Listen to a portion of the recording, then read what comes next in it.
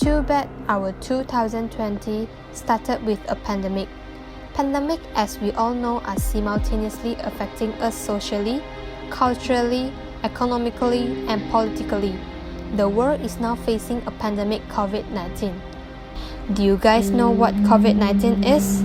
It is known as COVID-19, which stands for Coronavirus Disease N19 because it was first found in 2019. It seems this virus has the same symptom as the other influenza viruses. It is expected to last between 10 to 14 days. It was said that the virus is even worse than the previous SARS virus that was affected in 2002. Confirmed cases for SARS virus was only 8,000, compared to the current COVID-19 is over 4 million cases. As for COVID-19, currently total death is 300,000 and it is an increasing pattern. These viruses can be transmitted between humans and animals through droplets from coughing and sneezing. Hence, close contact is strictly prohibited at this point of time.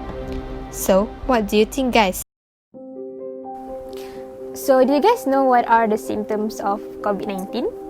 Let me tell you one by one. So, you guys better listen carefully. Firstly, they have flu-like symptoms.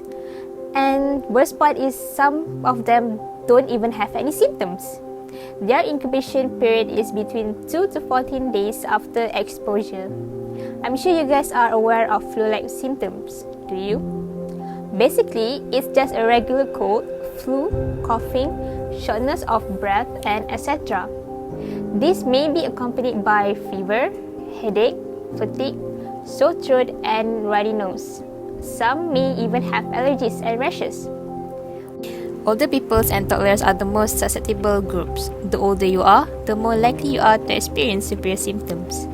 For any inquiries regarding COVID-19, please contact these following numbers below or send an email to cprc@moh.gov.my. The operating hours are at 8 a.m. till 5 p.m. Do check out MOH online website for more information. These are steps to prevent COVID-19. Wash your hands often with soap and water for at least 20 seconds. Use sanitizer that contains at least 60% alcohol whenever needed. Avoid close contact with people who are sick and make at least a meter away from others wherever and whenever you are outside. Stay home if you are sick unless you need to see a doctor for care. Otherwise, you can always call 999. Always cover your mouth with tissues or the inside of your elbow whenever you are having coughs or sneeze. Wear a face mask only when you are sick and whenever you are around other people or if you need to take care of someone who is sick. Clean and disinfect frequently touched surface. Some countries have taken drastic action by putting their country or certain territory on lockdown or partial lockdown that can refer to anything from mandatory geographic quarantines to non-mandatory recommendation to stay at home. Eventually, prolonged lockdown or movement control orders will give impact to the country's economy. COVID-19 has been found spreading worldwide and is affecting the world critically in every aspect. However, I'm quite surprised that the US seems to not be taking any drastic action as yet regardless of their highest number infected till date. When a country starts the lockdown, there will be an economic turmoil associated with the financial markets, including stock and bonds and commodity including crude oil and gold markets. United Nations Development Program had estimated roughly about 220 billion US dollar reduction in revenue in most developing countries. Natural gas prices has gone the lowest in history and the percentage of unemployment has gone the highest since 1989.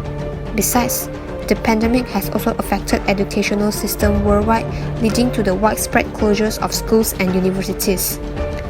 According to data released by UNESCO on 25th March, school and university closure due to COVID-19 were implemented nationwide in 165 countries.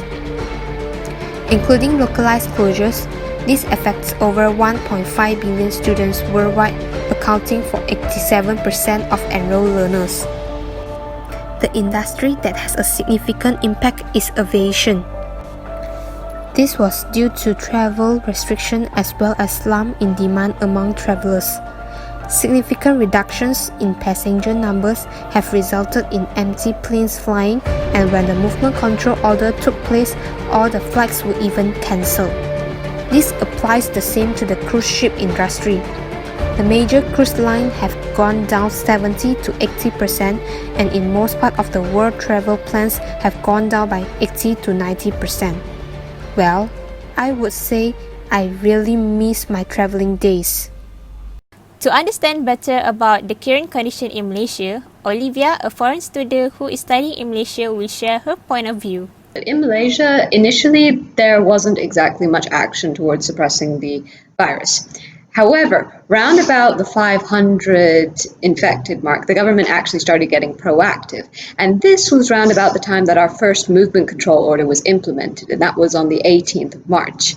Basically, overnight, everything shut down. The universities went to e-learning, schools were closed, non-essential shops, any facilities that weren't needed to, functionally run the country, everything was closed down. Everybody was sent away. And this was just the start. We've had 3 other movement control orders up to this point, and we are in the CMCO, the Conditional Movement Control Order, which has allowed for the opening of some economic systems, such as non-essential shops, restaurants allowing for dining and such like that, on the condition that these environments record temperature, names of customers to allow for tracking. So it's actually interesting how well the government went from doing nothing to being so supremely proactive in such a small amount of time. And that has ultimately helped Malaysia significantly in managing the spread of the virus, better than most other countries on the planet at the moment. We've only got over 7,000 cases at the moment. We haven't even broken 200 deaths. We've barely even exceeded 100 deaths. And our recovery rates are fantastic compared to other countries. And it honestly is due to the efforts of so many doctors and nurses, government officials, and the willingness of Malaysian citizens to respect the movement control order. The effects of COVID-19 in Malaysia has not much difference globally.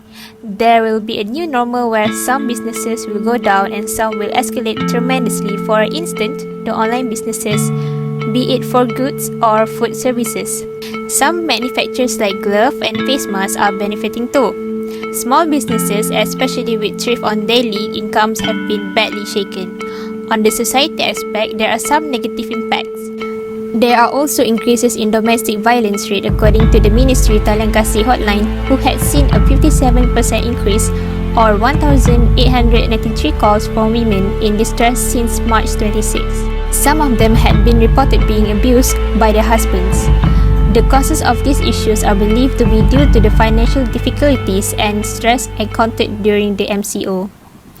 For this purpose, Malaysia government had announced the stimulus package for their citizens to help the people in the term of financial crisis during this outbreak. People who are affected will be provided with one-off payment and discount will be offered on utilities.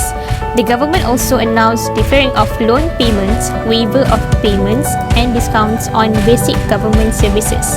After all the things we just heard just now, being a good nation, let's follow all the government orders. Let's take care of ourselves by staying at home and staying safe. We can do it and we will win.